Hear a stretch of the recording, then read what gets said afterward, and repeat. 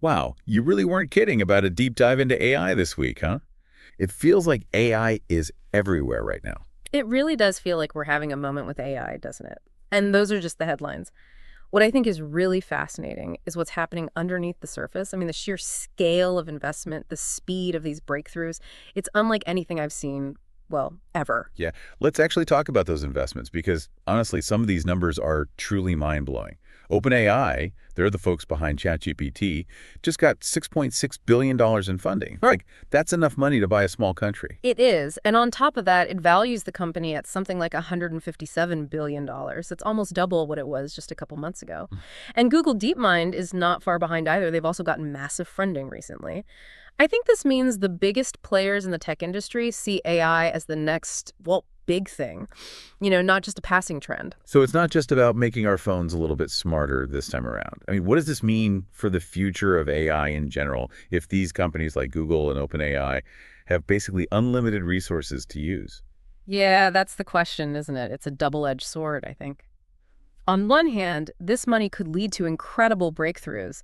Imagine AI designing new medicines or creating solutions to climate change even. Things we can only really dream of right now. Okay, yeah, that's the optimistic future I like to hear about. But what's the other edge of the sword? Well, it also brings up concerns about who controls this technology and how it will be used. Will this be a future where AI helps everyone, or will only a small number of powerful companies and people see the benefits? I think that's something we need to ask ourselves, like right now, while it's still kind of early. Yeah, it's like we walked onto the set of some sci-fi movie, but it's actually happening in real time.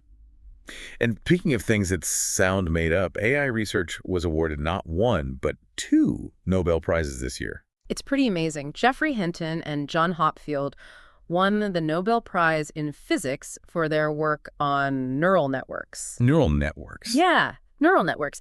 They're basically complex computer systems that are designed to kind of work like the human brain, and it's the foundation of many AI applications that we use every day, from image recognition software to language translation. So they really laid the groundwork for everything that's happening now. I mean, that's incredible. It really is.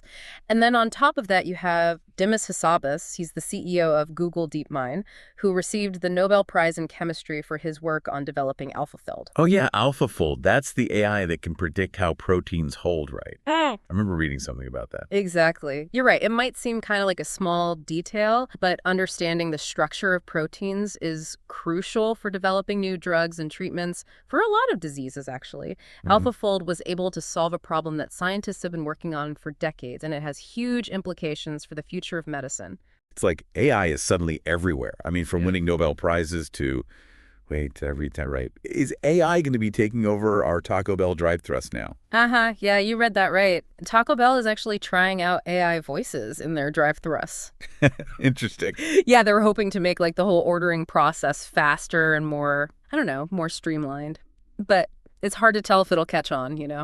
Honestly, as long as they get my order right, I'm all for it. But anyway, AI taking over fast food is one thing, but what about movies?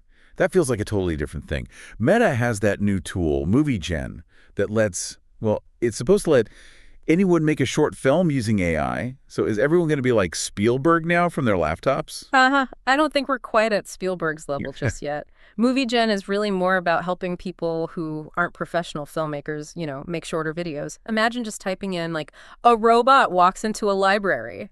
And then the AI just makes a little animated movie out of it for you. So more of a toy for now than an actual threat to people making movies in Hollywood. For now, yeah, I think so.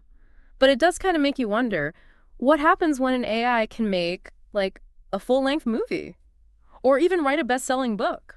Those are questions even experts are thinking about, like, a lot. Yeah, talk about food for thought. But actually, speaking of food, I'm curious about this Amazon shopping assistant, Rufus.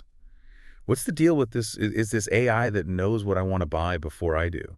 Well, Rufus isn't reading your mind exactly, or at least not yet, haha. Just think of it more like having a shopping friend, but, way more powerful. It can analyze price histories and compare different products instantly. I think it's really supposed to help people avoid those too good to be true deals you see online sometimes. Yeah, that's a superpower I think a lot of people would want, especially during big sales when it feels like everything's designed to make you, well, buy more. Yeah, definitely. It's about making online shopping less, I don't know, less overwhelming and making sure you feel good about the price you're getting. That sounds great in theory. But I can't help but think, could AI assistants like Rufus actually make us buy even more stuff? Like, it's like having a little voice in your ear telling you, you deserve those new shoes, or you should get that new gadget. I see what you mean. And yeah, that's something to be aware of. It's important for people to remember these AI assistants are just tools, and we're still the ones, in control. But you're right, there's always a risk that these things could be made to push people towards, well, buying more than they normally would. But yeah, I think transparency is important. We as users really have to know how these algorithms actually work. So even if AI is lending a hand, it's still buyer beware out there. Pretty much, yeah. Okay, but let's move from shopping sprees to something else. You mentioned AI hunting viruses earlier. What's that about? Oh, yeah. This is where I think AI is going to be really helpful. Scientists were able to use it to find something like 70,500 new RNA viruses. Wow, that's a lot. Right. They were hiding in places like salt lakes and the bottom of the ocean even. Wait, 70,500? That's a crazy number. How come we've never heard of these viruses before? And should we be worried? It's not that they were literally hiding. It's just that those environments are just really hard to study, like with normal methods. But AI is giving us a brand new way to find viruses. And while it sounds, kind of scary, this could actually be very helpful when it comes to being prepared for pandemics. So it's like getting a head start on the next outbreak, right? Exactly. By studying how viruses evolve, we can get a better sense of how they might, jump from one species to another and potentially cause a pandemic. It could be super valuable information when it comes to staying ahead of viruses. It's kind of wild to think AI might actually be able to prevent the next pandemic. But with all this talk about breakthroughs and the future of basically everything, where do we go from here? It's kind of hard to believe we just talked about all that in just a few minutes. AI doing all this crazy stuff, billions of dollars, Nobel Prizes, viruses at the bottom of the ocean. It's a lot to think about. Yeah, it really shows you how fast this technology is moving. Things that sounded like, they were straight out of some sci-fi movie are actually happening right now. I don't know about you, but I think that's really exciting.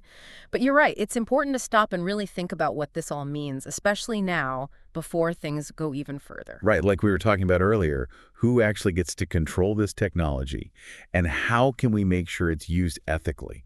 Not the easiest questions to answer, but yeah, definitely things we need to figure out sooner rather than later. I completely agree. I think that's what's been so interesting about, well, everything we've talked about today.